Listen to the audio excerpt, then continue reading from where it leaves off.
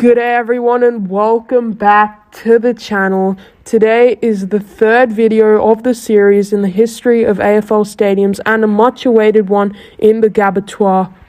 So the Gabba has had some amazing memories over the years across AFL and cricket, and today we'll be uncovering its rich history. The site of the Gabba was set aside for a cricket ground in 1895 with two minor grandstands, with the first match being played between Parliament and the Press on December 1986. Prior to this, cricket was played at a ground called Green Hills near the same area. Greyhound racing meets were organised during 1928, and in the same time the Gabba shared first-class cricket matches with the exhibition ground.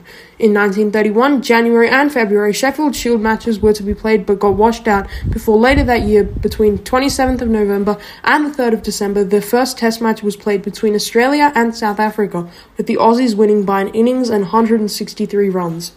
In 1972, a Greyhound track was installed, and for the next 21 years, night meetings were held weekly and cricket was played. And on June 28, 1981, Hawthorn hosted Essendon for the first VFL game in front of 21,351 spectators. On February 1993, works commenced for an expansion of the ground to turn it into a full stadium. The last Greyhound meeting was held on the 5th of February 1993 before the track was demolished to accommodate the relocation of the Brisbane Bears, who were moving from Carrara Stadium. The works included renovating the Sir Gordon Chalk building for the Bears Social Club and change rooms, refurbishing the Clem Jones stand, and constructing a new Western grandstand, while also extending the playing surface for AFL. The work finished on 11 April, where the Bears hosted their first game at the venue against the D's in front of 12,821 fans. Further renovations were made in 1995, with the current two-tier grandstands being erected before in the 1997 AFL season, the Lions hosted their first game at the venue, defeating the Saints by a mammoth 97 points in front of 17,000 people. In 2005, the last stages were completed in the demolishing of the Brisbane Lions Social Club to make way for the 24-bay grandstand.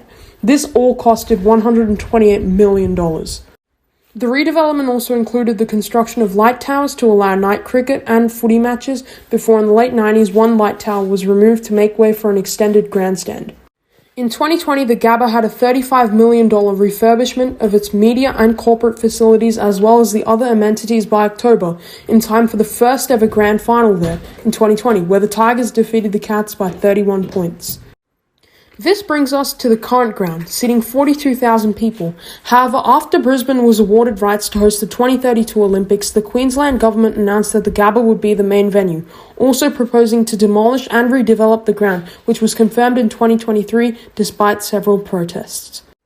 Let me know what you think of this decision. But this brings us to the conclusion of the rich history of the Gabba tour. There is more content coming your way, but until then, goodbye.